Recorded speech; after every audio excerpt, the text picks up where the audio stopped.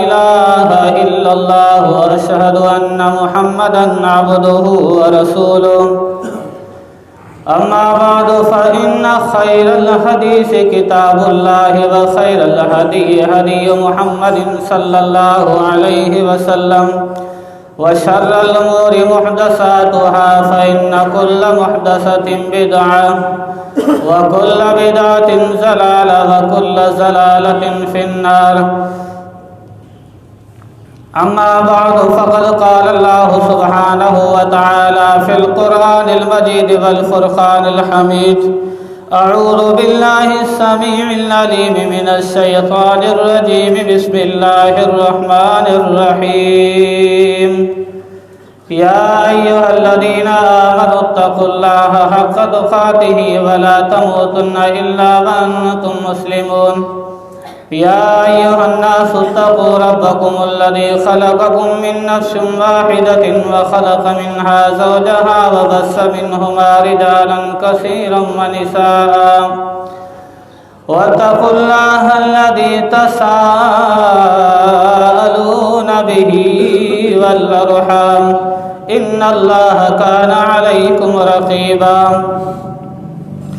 يا أيها الذين آمنوا اتقوا الله وقولوا قولا سديدا يصلح لكم أعمالكم ويغفر لكم ذنوبكم ومن يطع الله ورسوله فقد فاز فوزا عظيما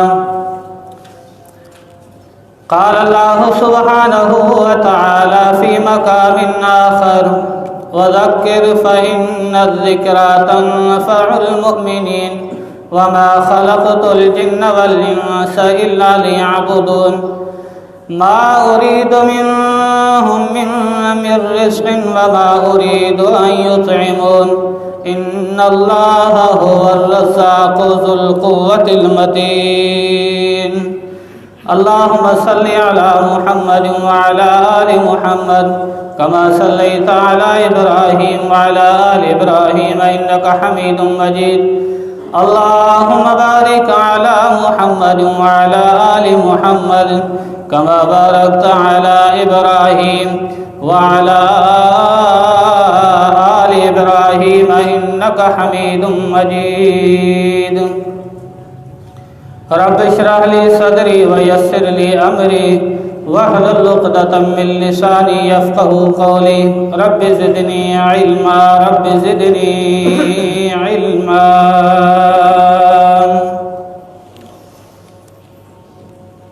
زمین اور آسمان میں اللہ رب العالمین کی مخلوقات کی تعداد لا تعداد ہے۔ اللہ کی مخلوقات میں فرشتے ہیں، جن ہیں، انسان ہیں، بہت زیادہ چیزیں ہیں، بہت زیادہ مخلوقات ہیں۔ لا یعلم جنود ربک الا هو۔ اللہ رب العالمین کی ان لشکروں اور ان مخلوقات کی تعداد اللہ کے علاوہ کوئی انسان نہیں جانتا۔ اللہ نے جتنی مخلوق پیدا فرمائی ہے، پوری مخلوق اپنے ڈیوٹی اور ذمہ داری اور مقصد کے اندر مقصد کو پورا کر رہی ہے۔ اللہ کے فرشتے ہیں، یہ ایسی اللہ کی عظیم مخلوق ہے۔ اللہ تعالیٰ نے اس مخلوق کی جو ذمہ داریاں اور ڈیوٹیاں لگائی ہیں وہ پوری کر رہے ہیں۔ یہ پرندے ہیں، یہ درخت ہیں، پہاڑ ہیں، تمام اللہ تعالیٰ کی جو ڈیوٹی ہے، ذمہ داری ہے، جس مقصد کے تحت اللہ نے پیدا کیا ہے، وہ اللہ کی تسبیحات کے اندر لگے ہوئے ہیں، اللہ کی تسبیح بیان کر رہے ہیں، اللہ کی عبادت میں لگے ہوئے ہیں۔ اللہ کے فرشتوں کی عبادت کا اندازہ آپ اس بات سے لگا سکتے ہیں، آج سے کتنے سال پہلے، ہزاروں سال پہلے اللہ تعالیٰ نے اسرافیل علیہ السلام فرشتہ ہے، فرشتے کو اللہ تعالیٰ نے یہ ذمہ داری لگا دی کہ تجھے سور پر منہ رکھنا ہے اور جب میرا آرڈر اور حکم جاری ہو جائے تو یہ سور پھونکنا ہے۔ وہ جب سے پیدا ہوا ہے، جب سے وہ سور قیامت کے لیے وہ بنایا گیا ہے، وہ اس سور پر منہ رکھ کے بیٹھا ہوا ہے اور اللہ تعالیٰ کے امر کا انتظار کر رہا ہے، کان لگایا ہوا ہے اس نے، اسی انتظار کے اندر ہے جیسے میرے اللہ کا آرڈر آئے اور مجھے صرف سور پھونکنا ہے، اس کی صرف یہ ذمہ داری ہے۔ کتنے سال گزر گئے، کتنے سال گزریں گے، یہ قیامت جب آئے گی تب یہ سور پھونکا جائے گا۔ اللہ کے امر اور اللہ کے آرڈر اور انتظار کے اندر وہ کان لگا کے بیٹھا ہوا ہے فرشتہ۔ آپ اندازہ کریں ایک فرشتے کی اطاعت اللہ رب العالمین کی یہ فرشتے کتنے کرتے ہیں۔ جن مقاصد کے لیے اللہ تعالیٰ نے جن مخلوقات کو پیدا فرمایا ہے، پوری مخلوق جو ہے وہ اللہ کے اس مقصد کو پورا کر رہی ہے، سوائے حضرت انسان اور جن ہیں۔ یہ دو ایسی مخلوقات ہیں جو اپنے مقصد کے اندر کوتا ہے، جو اپنے مقصد کے اندر کوتا ہے۔ حالانکہ انسان کو اللہ تعالیٰ نے اشرف المخلوقات بنایا ہے، یعنی عزت والی مخلوق بنایا ہے۔ فرشتے جن کے دامن کے اندر ایک بھی گناہ نہیں ہے، لا یعصون اللہ ما امرہم، وہ کبھی بھی اللہ تعالیٰ کی نافرمانی نہیں کرتے، کبھی بھی نہیں کرتے، اور جو اللہ انہیں حکم دیتا ہے اس حکم کو وہ بجا لاتے ہیں فرشتے۔ لیکن انسان جو ہے اپنے مقصد کو پورا نہیں کر رہا، انسان اپنے مقصد کو پورا نہیں کر رہا۔ ہمارا مقصد کیا ہے؟ اللہ رب العالمین کا فرمان ہے وَذَكِّرْ فَإِنَّ الذِّكْرَىٰ تَنفَعُ الْمُؤْمِنِينَ۔ اللہ کے رسول صلی اللہ علیہ وسلم اس دنیا کی دھرتی پر رہنے والے لوگوں کو میرا پیغام پہنچا دیں اور ان کو نصیحتیں کرتے رہیں۔ فرمائے کہ فَذَكِّرْ إِن نَفَعَتْ فَذَكِّرْ فَإِنَّ الذِّكْرَىٰ تَنفَعُ الْمُؤْمِنِينَ۔ نصیحت جو ہے وہ مومن کو فائدہ دیتی ہے۔ بڑا قیمتی جملہ ہے۔ آپ کو نصیحت کرنا ہے، نصیحت کرنا آپ کی ذمہ داری ہے، لیکن نصیحت فائدہ اس کو دے گی جس کے دل میں ایمان ہو۔ جس کا دل میں ایمان نہیں ہے، جو دل ایمان سے خالی ہے، اس کو نصیحت فائدہ نہیں دے گی۔ اس کا مطلب یہ ہے قرآن و سنت کے جو واعظ اور بیان سنتے اور سنائے جاتے ہیں، وہ اگر اس نصیحتوں پر ہم عمل نہیں کرتے تو ہمیں اپنی ایمان کی خبر لینی چاہیے، ایمان کی خبر لینی چاہیے۔ آگے اللہ نے فرمایا کہ وَمَا خَلَقْتُ الْجِنَّ وَالْإِنسَ إِلَّا لِيَعْبُدُونَ۔ جنوں اور انسانوں کی پیدائش کا میرا مقصد صرف یہ تھا کہ وہ میری بندگی کریں، میری عبادت کریں۔ اللہ نے مقصد بیان کر دیا۔ جنوں اور انسانوں کا مقصد ہمارا کیا تھا؟ ہماری پیدائش اور ہماری تخلیق کا مقصد اللہ کا کیا تھا کہ ہم اللہ کی بندگی کریں۔ بندگی کیا ہے؟ اللہ کی عبادت کریں، نمازوں کی پابندی رکھیں، یہ اللہ کا مقصد ہے۔ دین کی شریعت پر جو اللہ نے دین اتارا ہے اس پر ہم عمل کریں، یہ اللہ کا مقصد تھا جنوں اور انسانوں کی تخلیق کا۔ یہ اتنے پہاڑ، اتنے دریا، آسمان اور زمین، اس کے اندر جتنی مخلوقات، ساری حضرت انسان کے لیے اللہ تعالیٰ نے پیدا فرمائی، لیکن ہمیں اپنی بندگی کے لیے اللہ نے پیدا کیا۔ پوری مخلوق اپنی ذمہ داری کا حق ادا کر رہی ہے، لیکن حضرت انسان جو ہے وہ اپنی ذمہ داری کو بھول چکا ہے، اپنی ذمہ داری کو بھول چکا ہے۔ اللہ کے نبی صلی اللہ علیہ وسلم نے سابقہ قوم کا ایک واقعہ بیان فرمایا، پہلی قوم کا ایک واقعہ بیان فرمایا۔ اللہ کے رسول نے فرمایا کہ ایک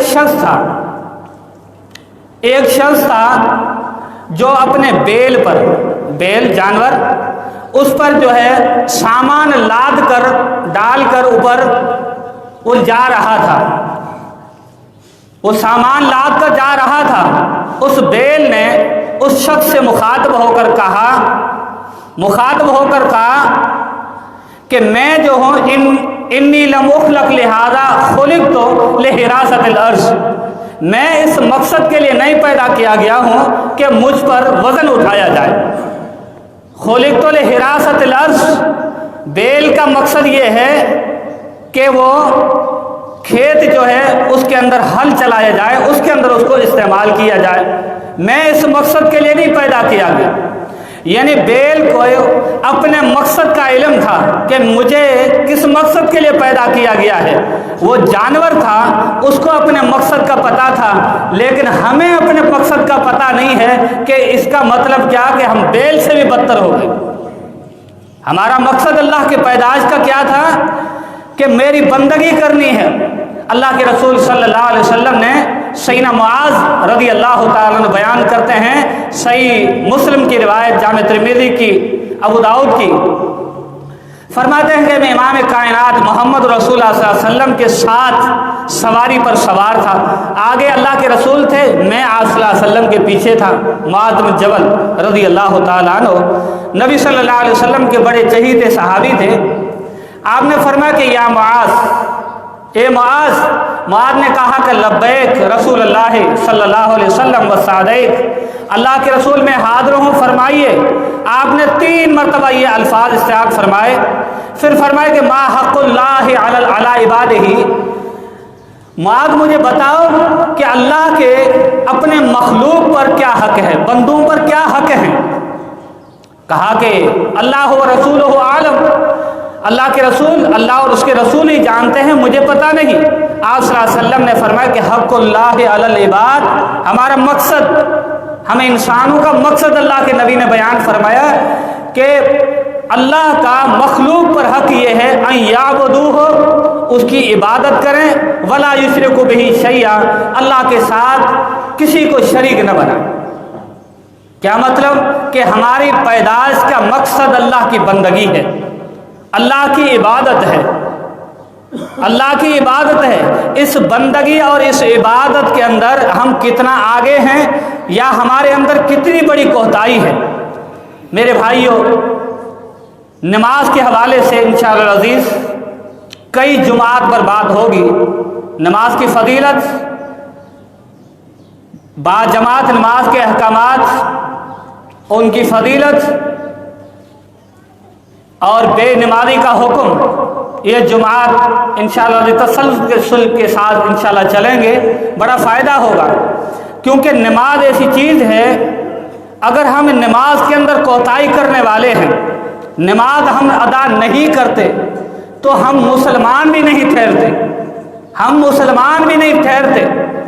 دین اسلام کی بنیادی عمارت جس پر قائم ہے، آپ کوئی بھی بلڈنگ بناتے ہیں، اس کے ستون ضرور ہوتے ہیں، بغیر ستون کے وہ عمارت جب بھی گر جائے گی۔ یہ ستون اس کا سہارا ہے اور وہ مضبوط ہوتے ہیں، پوری عمارت کا ڈھانچہ ان ستونوں پر قائم ہوتا ہے۔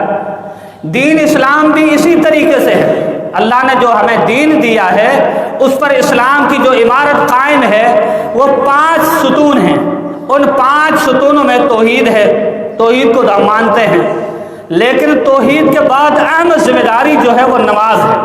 دوسرا ستون جو ہے مضبوط، دین کو مضبوط کرنے کا، وہ نماز ہے۔ اگر نماز کے اندر کوتاہی ہے، گویا کہ ہماری اسلام کی عمارت ہم نے گرا دی ہے، اس کو کمزور کر دیا ہے۔ اسلام کی جڑیں جو اللہ نے ہمارے پر نازل کی تھی، وہ جڑیں کمزور ہو چکی ہیں۔ ہم نے اپنے بدعمالی کی وجہ سے بے نمازی بن کر ہم نے اس کو کمزور کر دیا ہے۔ اللہ کی اس بنائی ہوئی عظیم عمارت اور عظیم ان ستونوں کو ہم نے ڈھا دیا ہے، ختم کر دیا ہے۔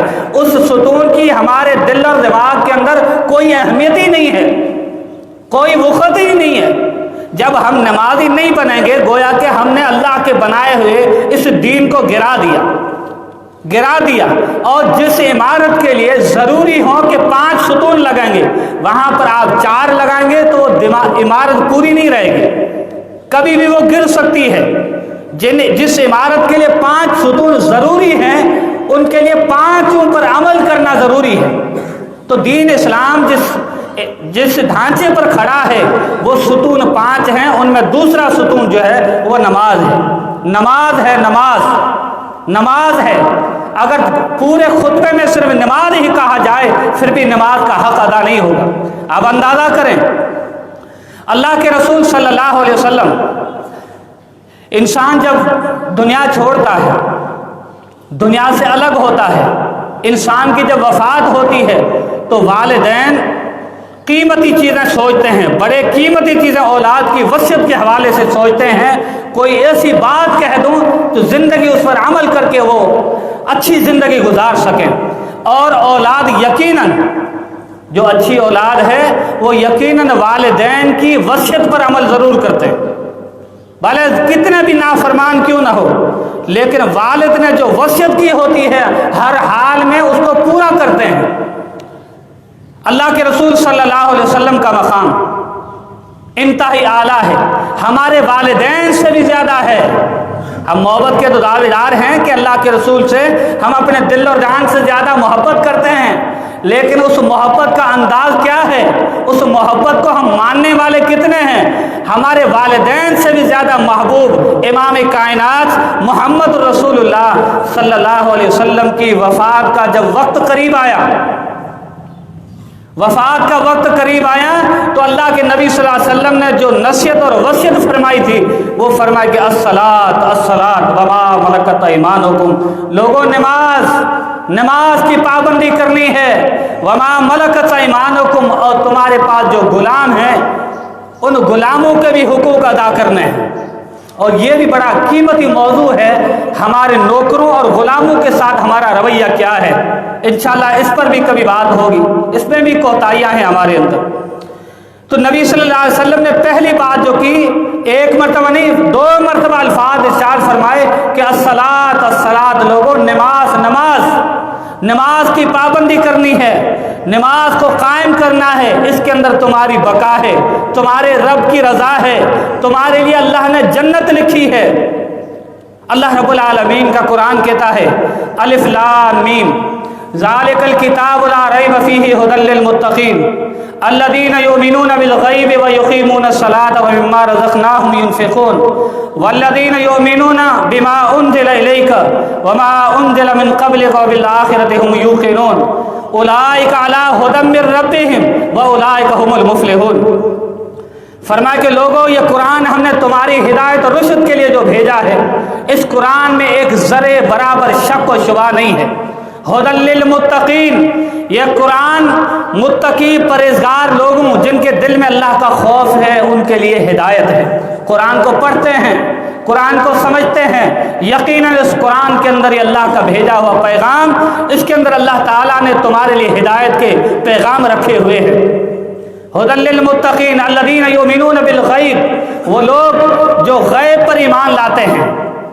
غیب پر ایمان لانا، ہم نے جنت نہیں دیکھی، ہم نے اللہ رب العالمین کو نہیں دیکھا، ہم نے جہنم کو نہیں دیکھا، ہم نے اللہ کے رسول کو نہیں دیکھا، ہم نے صحابہ کو نہیں دیکھا، جو شریعت آئی ہے ہم ایسے مانتے ہیں گویا کہ ہم نے اپنے سامنے محمد عربی صلی اللہ علیہ وسلم کو دیکھ کر اور وہ ہم اس پر عمل کر رہے ہیں، اتنا ہمارا پختہ یقین ہے۔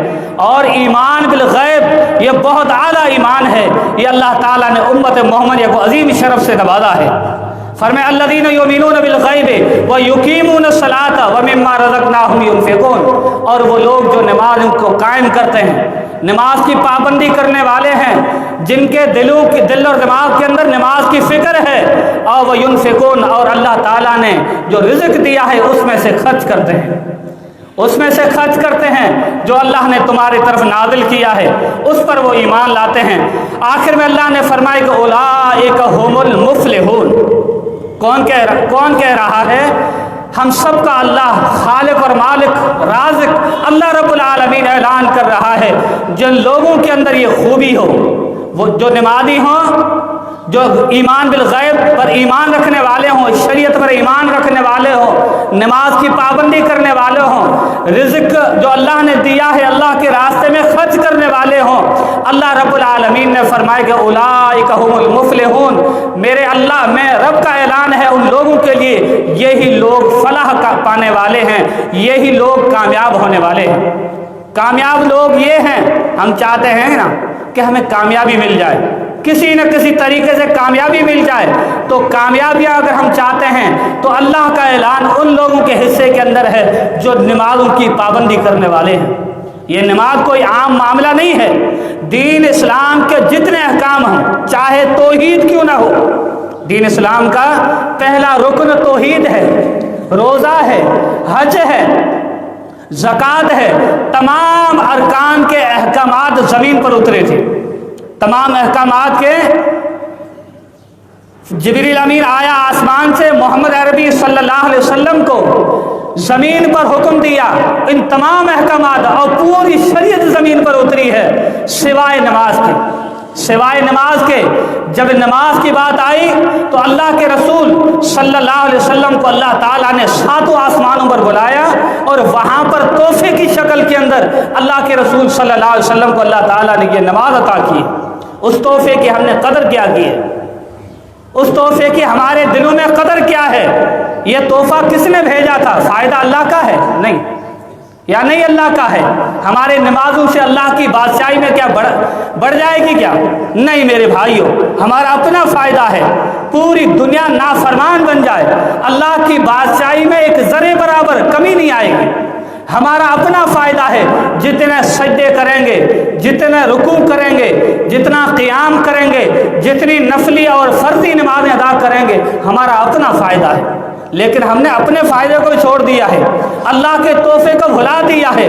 محمد عربی صلی اللہ علیہ وسلم کو یہ نماز فرض کی گئی تھی، ساتوں آسمانوں پر بلا کر اللہ تعالیٰ نے یہ امت محمدیہ کے لیے تحفہ بھیجا ہے۔ اس تحفے کی میں نے اور آپ نے کتنی قدر کی ہے؟ تحفہ 4 نمازوں کا نہیں ہے کہ 5ویں نماز فجر گھر پہ پڑھنی ہے، نہیں، 5 نماز کا تحفہ ہے، 5 کا۔ میرے بھائیوں، اس بات کو بھی ذہن میں رکھنا چاہیے کہ ہم پابند تو ہیں، کئی ساتھی ماشاءاللہ نمازی ہیں، لیکن ان کی فجر نہیں ہوتی، یا تو ہوتی نہیں، یا ہوتی ہے تو 11 بجے ہوتی ہے، 11 بجے ہوتی ہے تو ویسے ہی گھر پہ ہوتی ہے۔ میرے بھائیوں، اس بات کا خیال رکھیں، خیال رکھیں، نماز کی پابندی ضروری ہے، ضروری ہے۔ یہ ایسا عظیم عمل ہے، ایسا عظیم عمل ہے، نماز کسی حال کے اندر نہیں چھوڑا گیا۔ اللہ کے نبی صلی اللہ علیہ وسلم فرماتے ہیں، سیدنا بلال سے حکم دیا کہ بلال قم یا بلال، بلال کھڑے ہو جا، ہم نماز پڑھ کے ارحنا، ہم سکون حاصل کریں، اس نماز کے ذریعے ہم اپنے دل اور دماغ کو سکون پہنچائیں۔ واقعی جس کا نماز محبت سے پڑھتا ہے، اس بارے میں میں اصلاح چاہوں گا۔ کئی ساتھی ہیں جو نمازیں پڑھتے ہیں بڑی اسپیڈ کے ساتھ اور اتنی بے دھیانی سے نماز پڑھتے ہیں، ان کو پتہ نہیں ہوتا سلام پھیرتے کہ 5 پڑھی ہیں یا 4 پڑھی ہیں۔ نماز توجہ سے پڑھیں، نماز کو آستہ سے پڑھیں، پھر آپ کی دل بھی گواہی دے گی، بڑا سکون آتا ہے۔ مومن انسان جب اذان سنتا ہے نا تو اس کو فوراً نماز کی لگنے لگ جاتی ہے۔ جب نماز پڑھ دیتا ہے گویا کہ وہ سکون اس کو آ گیا، سکون آ گیا، اور جب نماز نہیں پڑھتا تو اس کو پورا دن بیکار نکلتا ہے، یا کوئی نماز نکل جاتی ہے تو اس کو پورا دن بیکار نکلتا ہے۔ یہ ہماری طبیعت ہونی چاہیے کہ ہر نماز با جماعت کے ساتھ ادا کریں، نماز کی پابندی رکھیں۔ یہ ہم مسلمانوں کی نشانی ہے، جس نشانی کو ہم بلا چکے ہیں۔ کوئی کافر آئے، کیا کہتے ہیں؟ یار ہماری ہوٹلیں اور ہماری ہر جگہ یہی ہے، کافروں کے ساتھ کھانا پینا ہے، سب کچھ ہے۔ تیرے اندر اور میرے اندر اور کافر کے اندر کیا فرق ہے؟ یہی فرق رہا ہے نماز کا۔ وہ آذان سن کے مسجد نہیں آتا کیونکہ کافر ہے، اور ہم جو ہیں مسلمان اگر آذان سن کے مسجد نہ آئیں تو ہمارے اندر اور اس کے اندر کیا فرق ہے؟ ہم نے کیا فرق چھوڑا ہے؟ کھانے کے لیے تیار نہیں ہے، کھانا کھانے کے لیے اس کے ساتھ تیار نہیں ہے، لیکن بے نمازی اتنے ہیں، کتنی آذانیں سنتے رہتے ہیں، گھر قریب ہوتے ہیں، کان میں آواز آ رہی ہے، مؤذن کہہ رہا ہے حی علی الصلاۃ حی علی الفلاح، آ نماز کی طرف، آ کامیابی کی طرف۔ اللہ نے ڈیوٹی لگا دی ہے مؤذن کی، یہ 5 دفعہ دن اور رات کے اندر آوازیں لگا رہا ہے۔ اے حضرت انسان، تیری کامیابی اس مسجد کے اندر اللہ نے رکھی ہے، اس نماز کے اندر رکھی ہے۔ اپنے نرم اور گرم بستر کو چھوڑ کر اپنے رب کو جا کے راضی کر لے، اور اللہ نے اس کے اندر کامیابی رکھی ہے۔ لیکن ہم نے کبھی سوچا ہے، کبھی سوچا ہے الصلاۃ خیر من النوم، تمہاری یہ نیند سے نماز بہتر ہے۔ نیند کے لیے بعد میں بھی ٹائم مل جاتا ہے، بڑی بڑی راتیں ہوئی ہیں، اس کے باوجود بھی فجر میں غیر حاضری ہے۔ عام نمازوں میں 2 سے 3 صفیں ہوتی ہیں، 2 سے 3 2.5 صفیں بھی ہوتی ہیں، لیکن فجر کے اندر کتنے ساتھی ہوتے ہیں؟ 10 سے 12, کبھی کبھی 5 ساتھی ہوتے ہیں، مولوی صاحب کس کو نماز پڑھائے؟ کیا ہم مسلمان نہیں ہے؟ اللہ نے 4 نمازیں فرض کی ہے، 5 نمازیں فرض ہیں، 5 نمازیں۔ افتؤمنون ببعض الکتاب وتکفرون ببعض، کیا آدھے دین کو مانتے ہو اور آدھے کو چھوڑ دیتے ہو؟ کچھ اللہ کے احکامات کو جب ہمارے دل مانے تو ٹھیک ہے، 4 نمازیں اٹھے ہوئے ہوتے ہیں تو پڑھ لیتے ہیں، دل نے نہیں مانا، ٹھیک ہے یار 11 بجے پڑھ لیں گے، یہ نصیحتیں ہوتی رہیں گے، یہ رسم ہے، جمعہ رسم ادا ہو جائے گی، مولوی بولتے ہی رہتے ہیں۔ میرے بھائیوں، اپنا آپ کا فائدہ ہے، کوئی کسی کے قبر میں نہیں جائے گا، میری الگ قبر، آپ کی الگ قبر، لیکن آپ کو اور مجھے حساب دینا ہے، اس نماز کا حساب ہوگا حقوق اللہ کے حوالے سے، اللہ کے حقوق کے حوالے سے۔ ان اول ما یحاسب بہ العبد یوم القیامہ، قیامت کے دن اللہ کے حقوق کے حوالے سے پہلا سوال نماز کا ہوگا۔ فَإِن صَلُحَتْ صَلُحَ سَائِرُ عَمَلِهِ، اگر تیری اور میری نماز اچھی ہو گئی تو سارے عمل اچھے ہو جائیں گے، اگر نماز بیکار ہوئی تو سارے عمل بیکار ہیں، کوئی فائدہ نہیں ہے، کوئی فائدہ نہیں ہے۔ کیا مجھے اور آپ کو پوری زندگی اس دنیا کے اندر رہنا ہے؟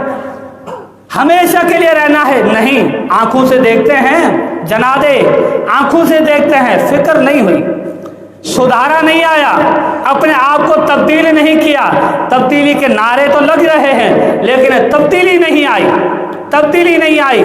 تبدیلی لائیں، اپنے اندر چینجنگ لائیں، تبدیلی لائیں، آپ کا فائدہ ہے۔ جب نمازیں پڑھیں گے تو بہت بڑی کامیابی کے اعلانات ہیں میرے رب کی طرف سے، میرے لیے اور آپ کے لیے بہت بڑے اعلانات ہیں اللہ کی طرف سے۔ کیا کیا اجر اس نماز کا بتائیں، کیا کیا اجر بتائیں۔ امام مسلم رحمہ اللہ نے کتاب الطہارہ کے اندر اس حدیث کو نقل کیا ہے، کتاب الطہارہ کے اندر اس حدیث کو نقل کیا ہے۔ اللہ کے رسول صلی اللہ علیہ وسلم نے فرمایا کہ صحابہ سے، الا ادلکم الا ما یمحو اللہ بہ الخطایا ویرفع بہ الدرجات، فرمایا کہ صحابیوں کیا میں تمہیں نہ بتلاؤں کہ تمہارے گناہوں کو، ایسا عمل نہ بتلاؤں جس عمل کے کرنے کی وجہ سے تمہارے گناہوں کو اللہ مٹا دے گا اور تمہارے درجات کو اللہ بلند کرے گا، گناہ مٹ جائیں گے، نیکیاں بڑھ جائیں گی، اللہ کی رضا حاصل ہو جائے گی۔ بہت بڑا اعلان ہے، نیکیاں مل رہی ہیں، درجات بلند ہو رہے ہیں اور گناہ معاف ہو رہے ہیں۔ صحابہ تو نیکیوں کے متلاشی تھے نا، تلاشی تھے کہ اللہ کے رسول کیوں نہیں، بلا یا رسول اللہ، اللہ کے رسول کیوں نہیں؟ آپ نے فرمایا کہ اسباغ الوضوء علی المکارہ، فرمایا کہ لوگوں تنگی کے دنوں میں وضو کرنا، سردی ہے، ٹھنڈا پانی ہے، وہاں پہ مؤذن نے اعلان کر دیا ہے، جماعت بھی کھڑے ہونے والی ہے، یہ وضو کر کے فوراً پہنچا ہے مسجد کی طرف۔ یہ تنگی کے اندر وضو کرنا، گرمی ہے، گرم پانی ہوتا ہے، لیکن اس کے باوجود بھی وضو نہیں چھوڑا، اور اس وضو کے فضائل الگ ہیں، اور وضو وہی کرتا ہے جو نماز پڑھنے والا ہوتا ہے۔ ساتھی تھوڑے آگے ہو جائیں، پیچھے سے آنے والے ساتھیوں کو جگہ مل جائے، آگے ہو جائے۔ اور نمازی وہ ہوتا ہے جو وضو کرنے والا ہوتا ہے، بے نمازی آپ کو یہ بتا دوں کائنات کا، معاشرے کا پلیت انسان ہوتا ہے، پلید ہوتا ہے۔ ہم نے اپنے کانوں سے سنا ہے کتنے ہی لوگ ہیں جن پر غسل واجب ہو جاتا ہے، غسل جنابت واجب ہو جاتا ہے، وہ کئی دنوں تک نہاتے نہیں، کئی دنوں کا نہاتے ہی نہیں، اور ان کے پیشاب کا انداز کیا ہوتا ہے، جانوروں کی طرح کھڑے ہو کر پیشاب کرنا، کیونکہ ان کو نماز کی تو پرواہ نہیں ہے نا، وہ چھینٹیں لگ رہی ہیں، کوئی پرواہ نہیں ہے۔ گلیوں کے اندر آپ نے نوجوانوں کو بھی دیکھا ہوگا، یہ حالت ہے مسلمانوں کی۔ مسلمان تو پاک ہوتا ہے، پاک ہوتا ہے، بے نمازی معاشرے کا پلید ترین انسان ہوتا ہے، ہمیشہ پلید ہی رہتا ہے، پاک نہیں رہتا۔ وضو بہت بڑا عظیم عمل ہے، وضو کے اندر رہا کرے۔ فرمایا کہ اسباغ الوضوء علی المکارہ، تنگی کے اندر وضو کرنا یہ بہت عظیم عمل ہے، اس عمل کی وجہ سے تمہاری نیکیاں اللہ بڑھائے، گناہ معاف کرے گا اور درجات بلند کرے گا۔ اور دوسرا عمل فرمایا وکثرۃ الخطا الی المساجد، مسجدوں کی طرف پیدل چل کر آنا، قدم اٹھا کر آنا، ان قدموں کے اندر نیکیاں بھی مل رہی ہیں، گناہ بھی معاف ہو رہے ہیں، صرف آتے ہوئے نہیں بلکہ گھر واپس جاتے ہوئے بھی تمہارے لیے نیکیاں جمع ہو رہی ہیں، نیکیوں کے انبار جمع ہو رہے ہیں، گناہ معاف ہو رہے ہیں۔ اس مومن کے دل میں اتنی فکر ہے اس نماز کی کہ ایک نماز پڑھی تو دوسری نماز کی فکر لگ جاتی ہے۔ یار آذان ہو جائے بار بار گھڑی میں دیکھتا ہے، بار بار گھڑیال کے اندر دیکھتا ہے، ٹائم ہو جائے تو فوراً نماز میں جاؤں، نماز ادا کر لوں۔ اور جب وہ یہ نماز پڑھتا ہے تو اس کو بہت بڑا سکون اور اطمینان آ جاتا ہے، سارے سہارے ختم ہو جاتے ہیں۔ مومن مصلی بچھاتا ہے اور نماز شروع کر دیتا ہے، اللہ تعالیٰ اس کی ساری پریشانیاں دور کر دیتا ہے۔ آپ نے دیکھا ہوگا علماء کرام کو، مولوی حضرات کو، آپ کا بھی معاذرہ ہوا ہوگا، ہمیشہ یہ خوش طبیعت لوگ ہوتے ہیں، حالانکہ ان کی کمائی کا بھی آپ کو پتہ ہے، سب آپ کو پتہ ہے، اس کے باوجود کیوں خوش ہوتے ہیں؟ اللہ کا شکر ہے، اللہ کا احسان ہے، ان کا تعلق دین سے ہوتا ہے۔ کس دنیا کی کوئی وقت نہیں، آج ہماری آنکھیں کھلی ہیں کل بند ہو جائیں گی، آج یہ ملکیت اور یہ بلڈنگیں ہیں کل ختم ہو جائیں گی۔ آخرت کی زندگی ہمیشہ کی زندگی ہے، اور اس کے لیے کچھ کر لیں، اس کے لیے جو کچھ کرتا ہے، دنیا کی فکر نہیں کرتا تو ہمیشہ خوش رہتا ہے۔ اور میری اور آپ کی اوقات کیا ہے؟ اگر اللہ تعالیٰ صبح کا ناشتہ دے رہا ہو، دن کا کھانا اللہ دے دے، رات کا پیٹ بھر کے کھانا کھلا دے، اس کے علاوہ میری اور آپ کی اوقات کیا ہے؟ کیا ہمارے اتنے عمل ہیں؟ اتنے عمل ہیں؟ ہماری تو بدعمالیاں اتنی ہیں کہ ایک ٹائم کا بھی اگر اللہ کھانا دے دے نا، یہ بھی بہت بڑا اللہ کا احسان ہوگا۔ میرے بھائیوں، اللہ کی عزت کو دیکھیں، میرے رب کے احکامات کو دیکھیں، اس کی قدر کریں۔ وما قدر اللہ حق قدرہ، پوری مخلوقات اللہ کے قدر کے اندر لگی ہوئی ہے، اس کے احکامات کو پورا کر رہی ہے، لیکن میں اور آپ جو ہیں کوتا ہیں، اس کے اندر کوتا ہیں۔ فائدہ بھی ہمارا ہے، اس فائدے کو دیکھیں۔ نمازوں کی پابندی رکھیں، نمازوں کی پابندی رکھیں، بے نمازی نہ بنیں۔ مسلمان ہو تو نماز کی پابندی رکھیں، یہ نماز میرے اوپر آپ کے اوپر فرض ہے۔ فرمایا کہ وہ انتظار الصلاۃ بعد الصلاۃ، فرمایا کہ نیکیوں کو بڑھانا اور گناہوں کو معاف کرنے کا ایک ذریعہ ایک نماز کے بعد دوسری نماز کا انتظار ہے۔ ایک نماز پڑھ لی، دوسری نماز کی فکر لگ گئی، دوسری کی فکر لگ گئی۔ مجھے اور آپ کو کبھی فکر ہوئی ہے اس نماز کی؟ زور پڑھ کے نکلے ہیں، دکان چل رہا ہے، بار بار گھڑیال میں دیکھ رہے ہیں، یار یہ گھاٹ کو بٹھا کے میں نماز پڑھ کے آ جاؤں۔ اس نماز کی کبھی ہمیں اتنی فکر ہوئی ہے؟ نہیں میرے بھائیوں، گاہک بیٹھے ہیں، یار ان کو کیسے چھوڑ کے جائیں، یہ روزی میرا رب دیتا ہے۔ بعض لوگ نچلے طبقے کے چند ہی سالوں کے اندر اوپر اٹھ جاتے ہیں، اور ہم نے ایسے لوگوں کو دیکھا جو ارب پتی ہوتے ہیں، اللہ نے ان کو جیلوں کے اندر بھیج دیا، پوری زندگی معیشت پہ تباہ، سب کچھ تباہ اور برباد ہو گیا، اور بیکاری بن کر پنتے ہوئے ہم نے دیکھا ان لوگوں کو، پنتے ہوئے دیکھا ان لوگوں کو۔ اللہ ایک منٹ میں بھی بڑھا سکتا ہے، اللہ ایک منٹ میں گھٹا بھی سکتا ہے، یہ رزق دینا میرا اللہ کا کام ہے۔ اگر نمازوں کی پابندی رکھے گا تو اپنی آخرت بھی اچھی بنا دے گا، اب دنیا بھی اچھی بن جائے گی۔ اللہ وہاں سے تجھے رزق دے گا جہاں سے تجھے گمان بھی نہیں ہوگا۔ اس رزق کو بھی مانگنے کے لیے اللہ کے مسجدوں کو لازم پکڑیے، نمازوں کی پابندی رکھیے، دعائیں کریں، اللہ رب العالمین وہاں سے روزی اور رزق عطا کرے گا جہاں سے مجھے اور آپ کو گمان بھی نہیں ہوگا۔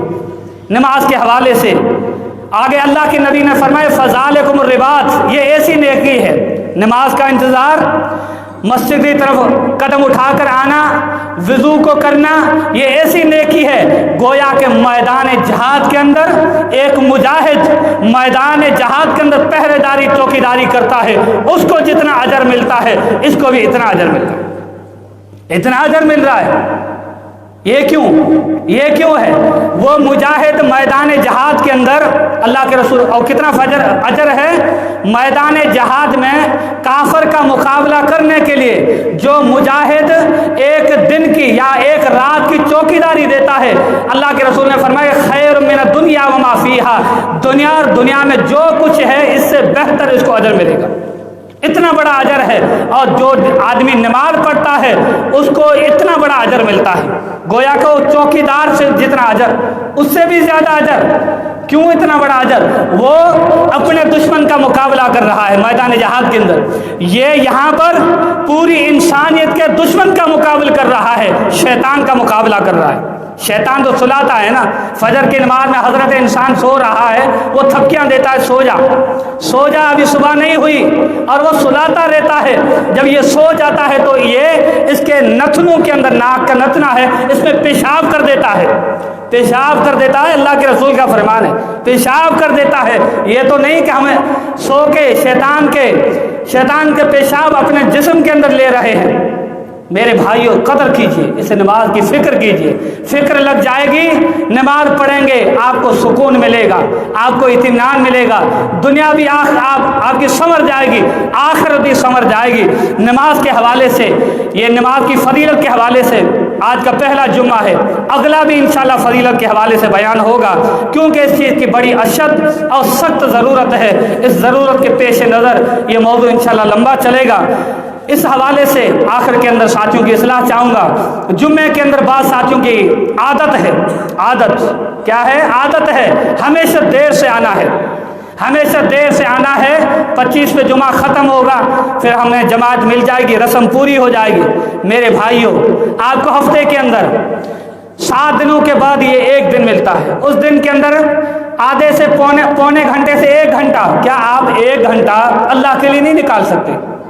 اللہ کے لیے نہیں نکال سکتے؟ آپ کا فائدہ ہے۔ ہم جو تیاری کر کے آتے ہیں وہ آپ کو سنانے آتے ہیں، ہمیں تو پہلے پتہ ہے، ان دلائل کا ہمیں تو پہلے پتہ ہے، لیکن آپ اگر نہیں آئیں گے تو کس کو ہم سنائیں گے؟ دیواروں کو سنائیں گے؟